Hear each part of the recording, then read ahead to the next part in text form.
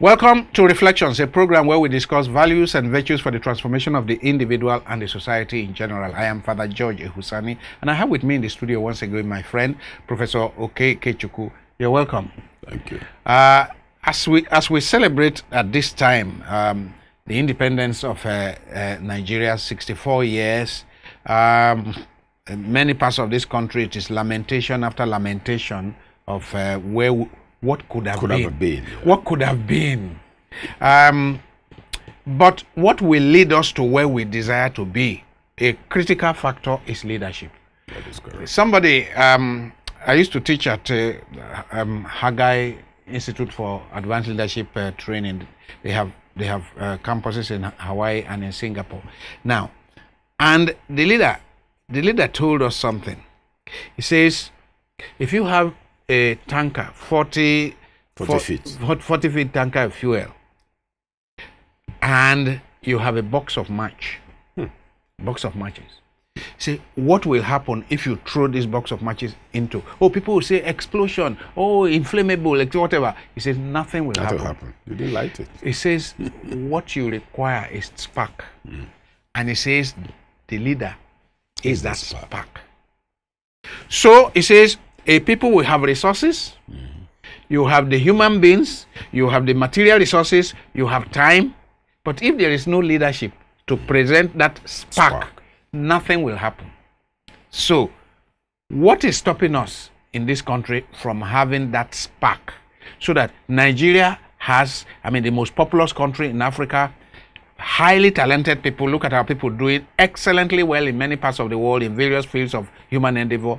We have natural resources. Every part of this country you dig, you find something underneath, or at least you plant something and it will grow and it will. We have everything. Look at our weather, so mild. Round the year, nobody is dying of cold or heat. Or the other. Good. So what is stopping us? First is leadership. Second is the ability to know that as a leader, you're not an entertainer. Leader is not an entertainer. No, you're not in office to make people happy. You're in office to do what is good for them. The leader is like a farmer. The farmer is not there to convert and make an orange produce mango. Is to create the kind of soil and environment for the orange to flourish as orange. So he's a gardener. Now the leader is like a gardener, and sometimes it's like a teacher too. There are occasions when that lovely boy or lovely girl in your class you like so much, everybody knows your favorite, yet on occasions you give him or her 6 strokes of the cane. It's still the love. Now the demands are wrong. And I'll cite a specific example we've lived with. Makinde is not responding to all the demands, he's making a difference. Jack Conde was governor. What did he do in Lagos State in 4 years? Many governors can't do in 8 years, etc. And Simon Bakwe, look at the plantations and factories he set up in 4 years. All over what used to be the old Imo State. And they were thriving, they were providing employment. Look at Peter Obi, he became governor. By the time this was a state where schools were shut down for 2 years because there was no money to pay the teachers. After the politicians had shared the money, there was nothing left. That's at and the young people were no more interested in school. They were also not interested, even with the condition of the school. That was also a place where there was no money to fund the schools. What did he do? First, he cut down on the expenses that were not necessary. Cut down on the blocked the leakages. All the leakages. You want to go for World Igbo Congress? He looked at the list, an entourage of about 50. World Igbo Congress in the US. He said, is Igbo land not here? What are we going to talk about? How we progress in the US? He said, oh, okay, they went to cut down the list to less than 40. He said, I'm not talking about the list. I'm talking about the benefit why Anambra State money should be spent in this manner. So they argued, brought it down still further, that it can't go lower. He said, yes. Since they are going to discuss Igbo affairs, please identify one person who will go. When he goes and comes back, he should tell us. And that's what happened. Then the question of the schools. Look, we are running schools at massive expense. The schools are not doing well. There are people who run schools as a duty. That's what they have always done. That's what they've always done because it's their calling. In any case, the schools we even took from them, did we even pay them? Let's return the schools to them. Now, to return the schools, he brought it up in cabinet. His own cabinet defeated it. He still went on, okay, prepare me some kind of document to know the cost outlay what it would take to hand over the schools. It was in excess of 200 million. He then again is a businessman. He said, why would it cost? Is it not to hand over the schools? They said, yes, but you know you'll do this. He wrote a letter telling them the schools had been handed over. It didn't cost a ream of paper. And it's not just handing over. I think for the Catholics, given that they have more schools, 6 point something billion. The other ones a little less than that in the first instance to run their schools. So what are we talking about? A leader disliked by a system of looting. Yes. And he said, by the structure, by the political structure in the state. So he said, I'm not here for a popularity contest. I'm here to make sure that the resources of the state serve the state. And the state is the people. And within 5 years, Anambra State was coming first in all exams. Yes. So what am I leading up to? It's leadership. In fact, one of these a bit on the... Remember why he was impeached? Yes. They had a contract duly approved, I think, to rehabilitate either the governor's office and the governor's lodge for something in excess of 200 million. Fantastic idea. He came, looked around. He said, why should we spend 200 million? By the time he was done with both, he had spent less than 70 million. They say he didn't follow due process. Why did you use cheap? The assembly had done it. Now, this is it. He said, no, I've done not, and went to court for 2 years and came back. Now, why am I stretching all this out? Is for us to see that it is possible. It can be done, provided in doing it, you're also not carrying away public resources and doing a display. So there are examples to pick. And then you look, okay, well, that's the one I said is funny. You know, he took over office, he will come, he'll be leaving or going out. You see some young men, you know, jeans, healthy looking young men at one corner of the premises at governor's office. So he'll ask them, who, on the third day, he called some of those with, he said, who are those people? Who are those young? He said, oh, they are no Timbu. Your Timbu means those who shout. He said, so what are they doing around there? He said, no, you know, when there's a function, they go ahead of the governor, take strategic position. So when the governor comes, they will bring down the roof and shout and make him popular. Praise singers. Yes, that's it.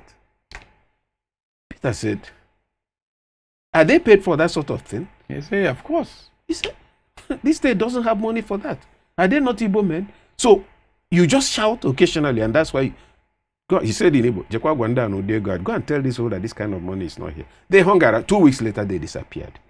But these were things he was told, if you try this, this place will come down. So it's about leadership. So courage. What you have just mentioned now. Courage. The leader needs courage. Conviction. Conviction, a sense of responsibility, desire to operate by best practices in governance. And he lived those values himself. Yes. He will travel. Okay. Let me even, before I move on to the question of traveling, look at this. You have a depot, fuel depot, like a filling station in the government house area. And he looked at it, he said, who needs a depot? He got it removed and erected a building there.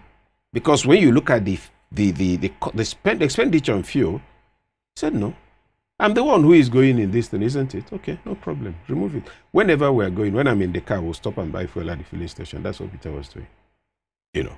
So a lot of things. Now, of course, there are those for whom his measures were extreme, but the point being made is that it takes a leader. It does not take the children to bring order in a home. It takes a parent. It takes the parents. Now, democracy does not come in at the level of knowledge.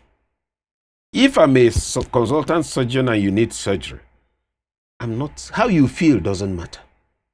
It is only knowledge that allows what we can sometimes call tyranny. You are an ordained priest. You're loyal to the creator of heaven and earth. If you can decide to make me happy by saying what you know that the scriptures are not saying, then you're no longer serving him. Mm-hmm. But for as long as you're serving him, a million opinions mean nothing to you. That's what our leaders are yet to realize, that knowledge is the only thing that confers, quote and unquote, the capacity and the rights to some level of tyranny. I know you don't. You will be interested in what you want. I, who have knowledge, I will be interested in what you need. Look, as a child, did I like going to school? You get into close. This was primary school. In a very short time, everything the teacher was teaching, you had mastered it and you're just sitting there in class. Others may still be right. I didn't like going to school. but I needed to go to school. Need and want are the two different things. Completely. Now, our leaders, most of them are addressing the wants of the people. PAs and SAs who are given money. PAs and SAs who have no skill other than to run around when the man is going. PAs and SAs who are waiting to serve and in order to be made heads of parastatal, whose understanding of office is privilege. If I get the appointment, I will not have police. And actually, with what you are saying, a lot of those PAs and SAs are the young are the ones who became leaders. Thank you. You see, if you take breeding their type now.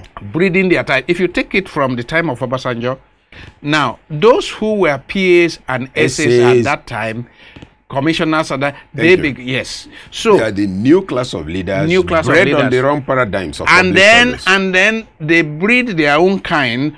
Their own PAs and SAs are the ones who will aspire to be leaders tomorrow. Yes. Can't you see that in this country, if you have 36 state governors, we may not have 4 deputies taking over from them? Yeah, by the look, yes. Antecedents prove that. Yeah. Well, I mean, just say 2007 to now. How many states did you have deputy taking over? Reason is that when somebody is electing a deputy, he looks for somebody that is knowledgeable, that is close to him. That will drive the policies. That drive his policies. Continue the good. Then, but when he's looking for successor, he's looking for a yes man, somebody who will agree that to give him so cut. That out of the budget he will get 40%. Yes. Do you agree?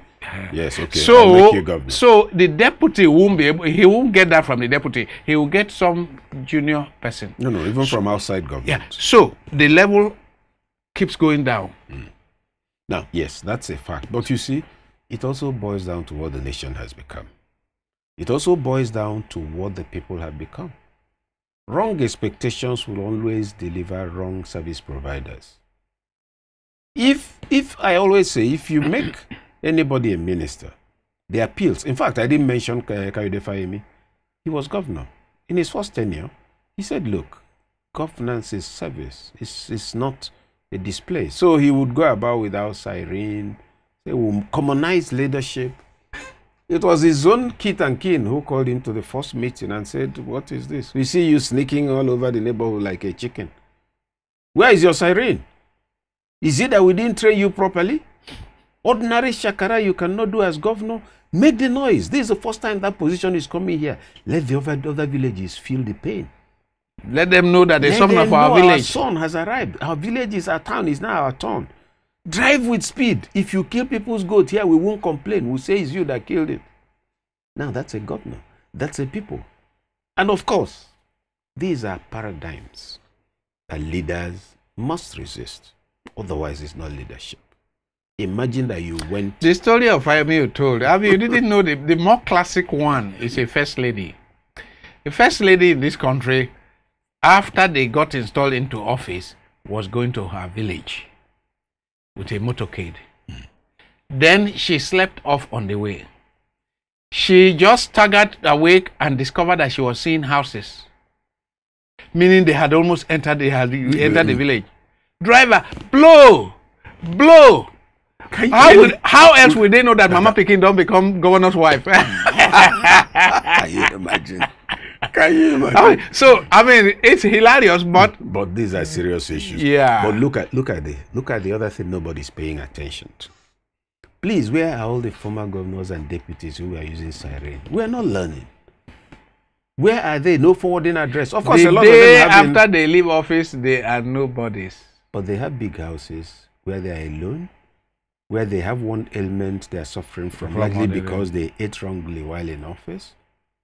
So they do not become elder statesmen or elder stateswomen because they were not in state service. That's part of the crisis of the Nigerian state. That our people have no forwarding address when they leave office. Only a few. Why is it that when I come to now talk about former leaders of Nigeria in the southeast or in the southwest, the names I will mention will not include up to 5% of those who have held office in the last 20 years. Imagine, I was listening to Jeffrey Sachs yesterday talking about global leadership. And I'm saying all these characters that have run various things in our country. This is the kind of knowledgeable person that we would have desired to have. You understand? Yes, but there's a challenge. I know. He was speaking, and as I was hearing him speak, and I said to myself, just look around you and see people who are leaders in these places. Are they the kind of people that will be called by Harvard University to come and teach after? What? Teach what? They can't even be called by their state university that they created. Yes. To become visiting lecturers. Yes, they can't. Because they have nothing to offer.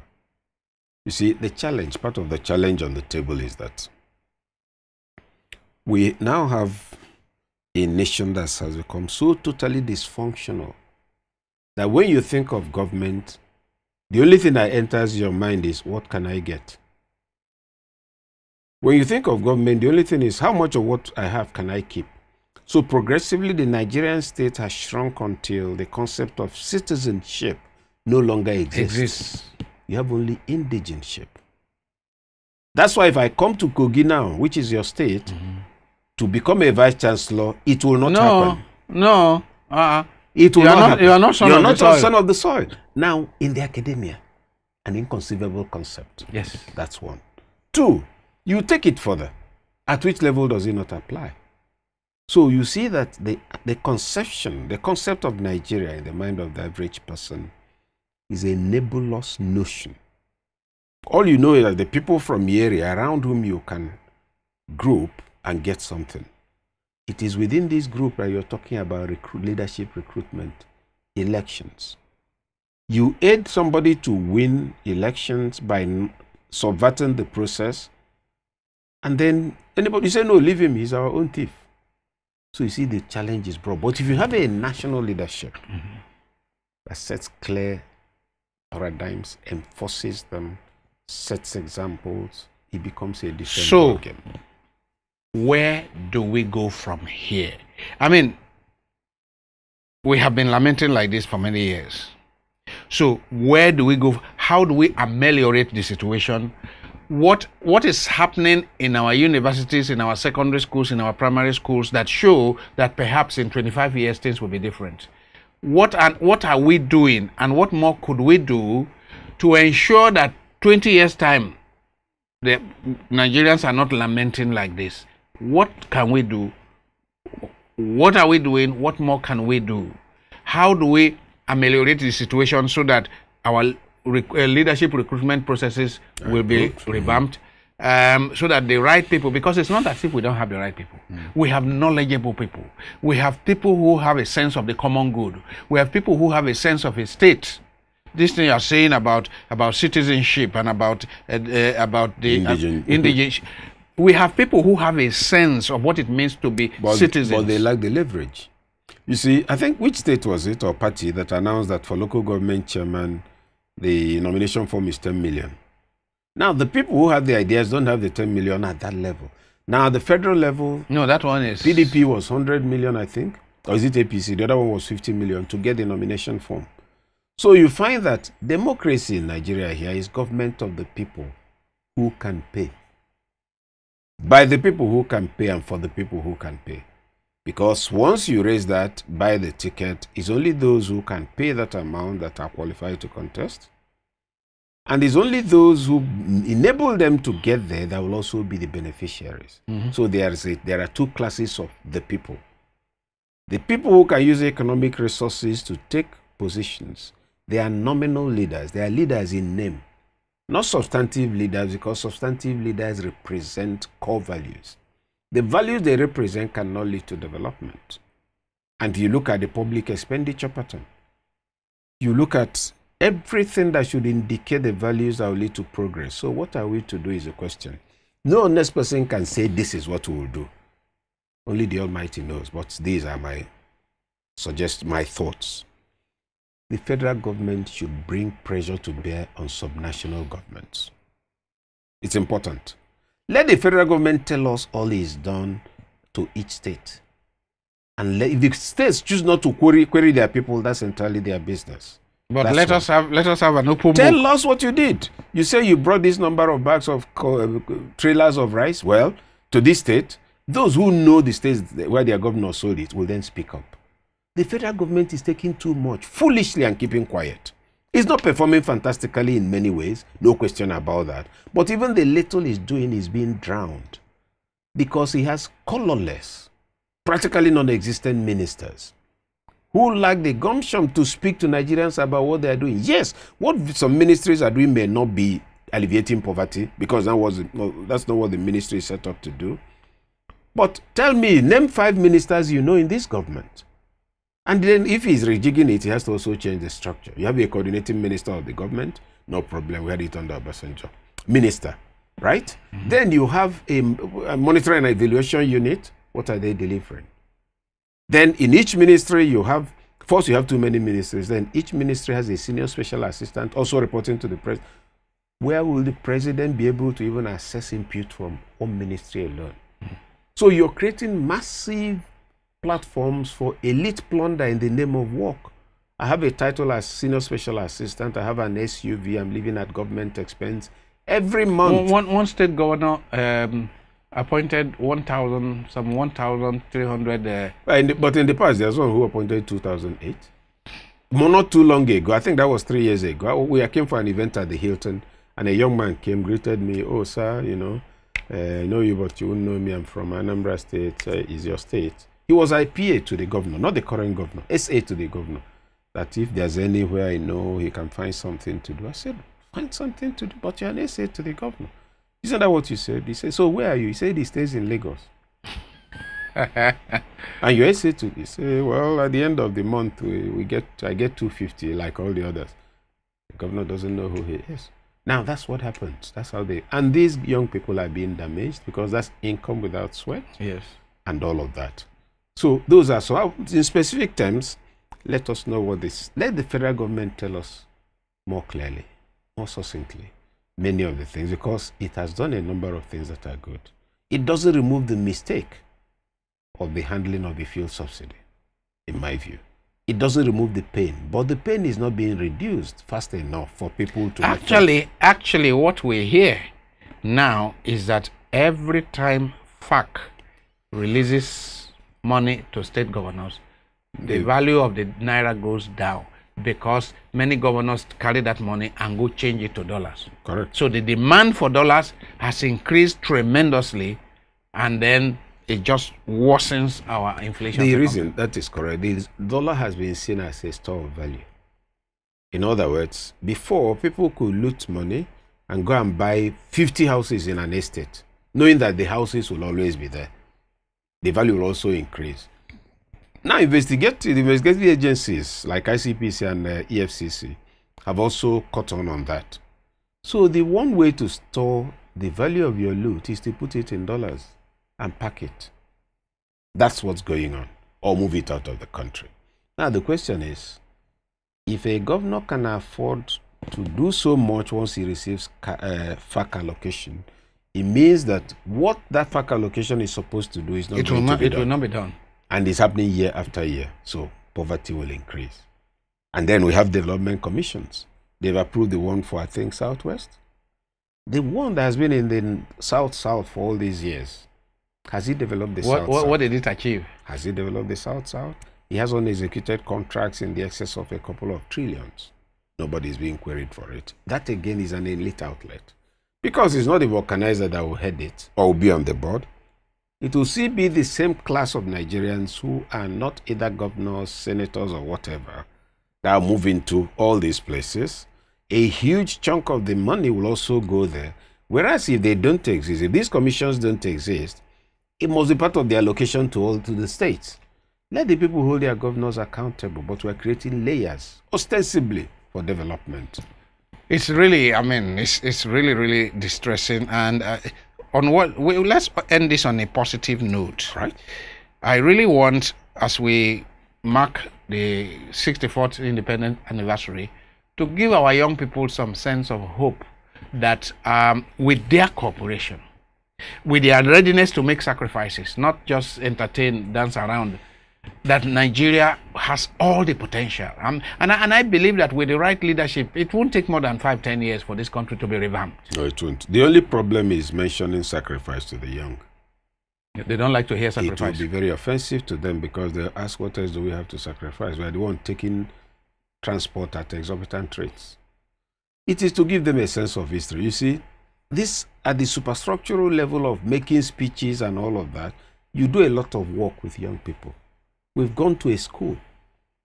Now, it is this kind of do something where you are that will impact the value of those around you.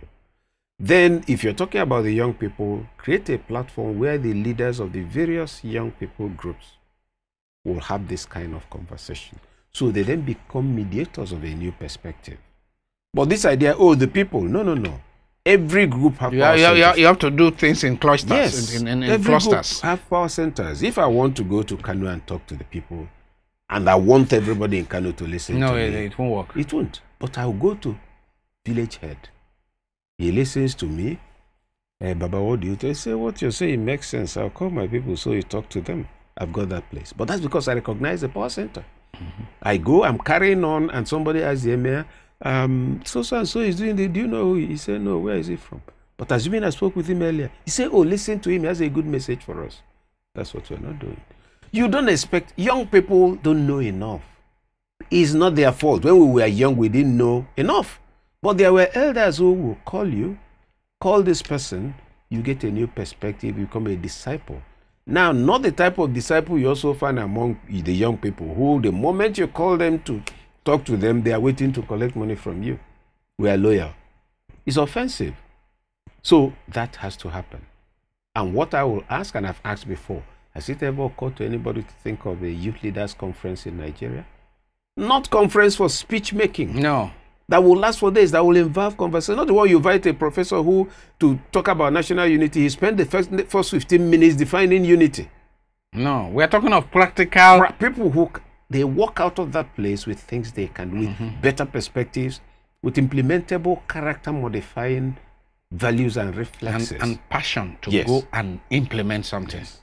This can be done, this can cascade. This can be done, this can cascade. On this note, we'll bring this program to an end. I've been speaking to Professor Okey, Ikechukwu, Executive Director of Development Specs Academy, and a facilitator here with us at Terra Leadership Foundation. We have been speaking about Nigeria. Where do we go from here? 64 years of independence, which has been wobbling and fumbling, but things can be better. We can do things better by recruiting better persons, more qualified persons, more exposed persons as leaders, persons that have a sense of the common good, that have passion for and commitment for the advancement of the people. My hope is that by this time next year, when we gather, if once again you are called here to discuss at Independence next year, that we will have better news for our country to the glory of God. Thank you very much. Thank you. Thank you.